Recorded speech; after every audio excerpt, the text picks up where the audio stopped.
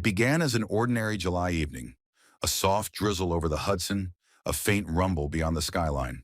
But by nightfall, the city that never stops moving was standing still.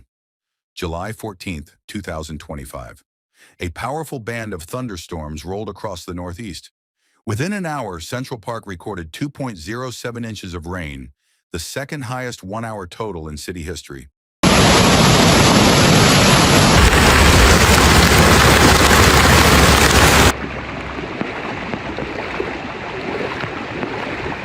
Meteorologists later said a pocket of warm, humid air had collided with a fast-moving cold front, an explosive mix that turned summer rain into a flash flood.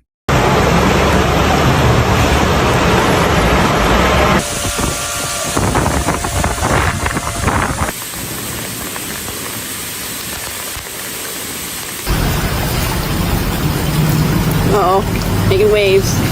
At first, it looked like any passing storm.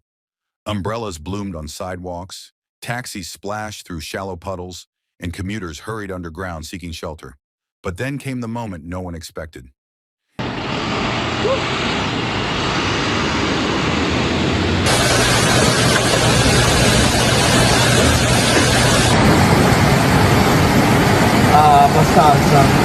At 28th Street Station, floodwater burst from ceiling vents and stairwells, rushing onto the platform. A conductor tried to open the train doors, but couldn't. The platform outside had vanished under churning water. Dozens of passengers sat frozen behind the glass as brown water poured past the windows, rising inch by inch. In the dark, someone whispered, "Are we trapped?" For a moment, they were. Across the boroughs, the same story repeated.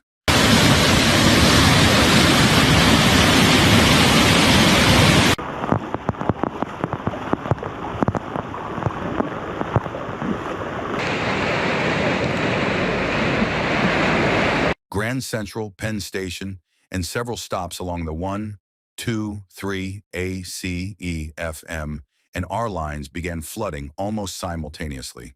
Storm drains clogged with debris sent torrents straight into subway entrances.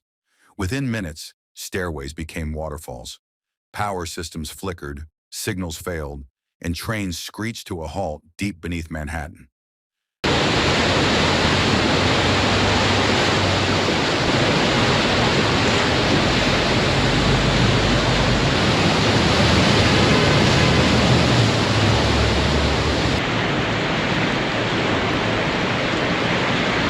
By 6 p.m., flash flood alerts blazed on phones citywide. Dispatchers struggled to answer calls from trapped riders and stalled motorists. Above ground, the avenues of Manhattan looked like rivers of steel and light, cars drifting, horns silent, headlights shimmering beneath the rain. Below, New York's arteries filled with water. Inside the tunnels, pumps roared against an impossible tide. That wasn't smart.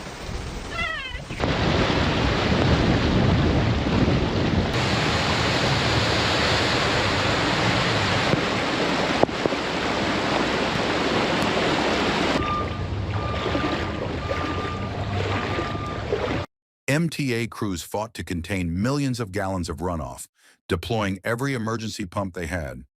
But the water kept coming, through vents, stairwells, and tunnel seams built more than a century ago. By 8 p.m., entire stretches of the subway network were gone. Lines 1 through 6, parts of A, B, C, D, M, and F, all suspended. Trains sat stranded between stations, their passengers using phone lights to pierce the darkness. Emergency lights glowed a dim red over faces streaked with rain and fear. On the streets, first responders waded through knee-deep water, guiding commuters to higher ground. Firefighters carried children from stalled buses. NYPD officers helped elderly riders out of flooded station entrances. In Queens, sanitation trucks doubled as rescue vehicles, ferrying people through waist-high currents. Every few blocks, the whine of generators echoed against the thunder. The MTA later confirmed that crews pumped out roughly 15 to 16 million gallons of water before dawn, enough to fill 25 Olympic pools.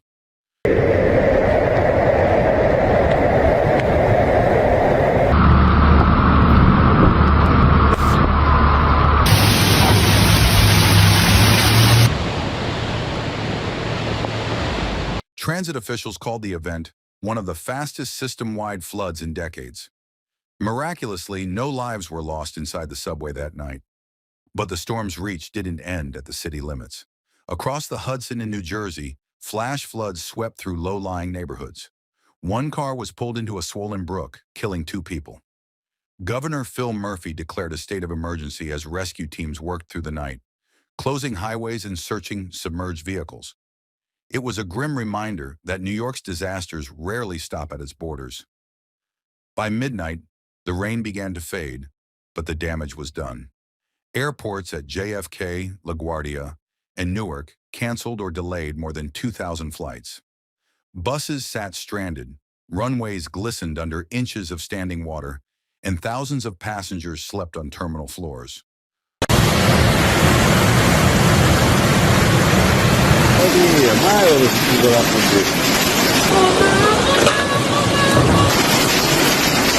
Across the 5 boroughs, the rhythm of the city had vanished. No rumble of trains, no taxi horns, just the steady wail of sirens echoing between towers. When the storm finally passed, silence fell heavy over the metropolis. The morning revealed a city scarred but standing. Workers in yellow vests moved through the wreckage, hosing mud from platforms, clearing debris from ventilation shafts, resetting drowned signal boxes. Pumps still thundered below ground, forcing out the last of the brown water that had turned tunnels into lakes. On the surface, families in Brooklyn and Queens dragged ruined furniture to the curb. The smell of rain, diesel, and metal thickened.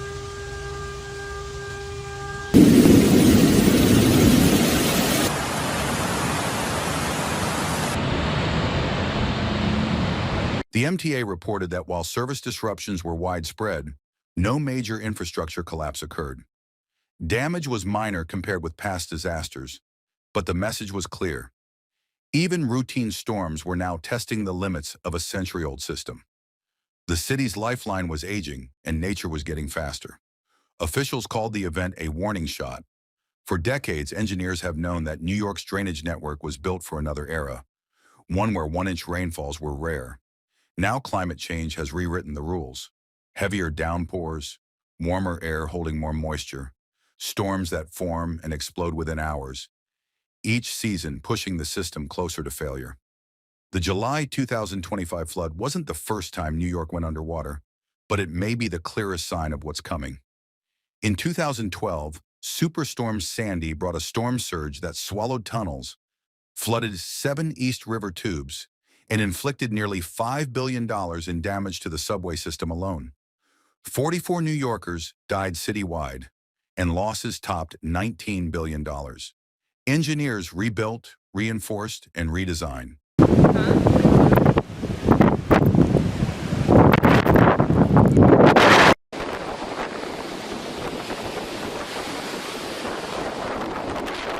Yet 13 years later, a simple summer thunderstorm nearly shut the city down again. By dawn on July 15, trains crept back into service. Stations reopened with the smell of bleach and damp concrete. Riders stepped carefully across wet tiles, glancing at water lines still etched on the walls.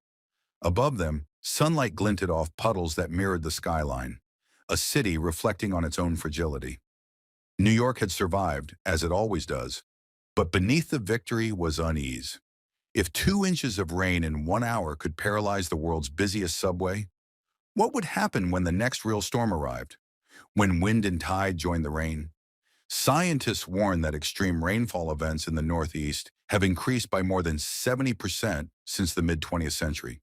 For New York, that means every storm carries a little more weight, every drain clogs a little faster, every tunnel faces the same threat. Pressure from a future it wasn't built to endure. This wasn't a hurricane. It wasn't even a named storm. Just 60 minutes of sky breaking open, and a city reminded that endurance has limits. As the lights flickered back on and the trains rumbled again, the question remained. How many warnings will it take before we're ready for the next one?